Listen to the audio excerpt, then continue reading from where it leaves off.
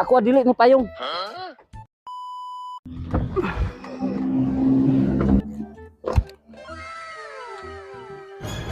Ay sir, maayong buntag diha sa imuha sir.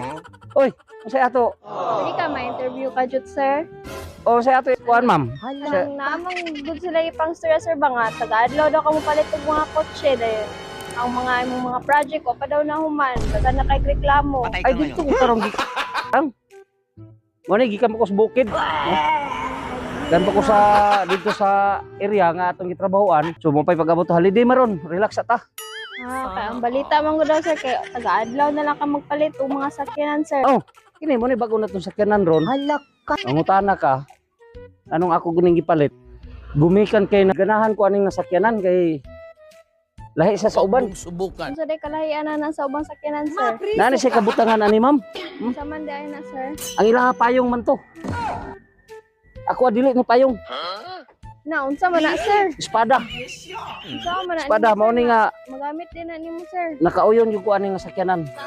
So ako yung gipalit. Gikan pa ni sa ang buhay mo. Switzerland. Dito po ni gidunggo sa pamintayan. Wala pa palit mo ayon sir kay murag 4.6 million. Madali ta. 4.6 million. Sana Okay. So thank you ma'am.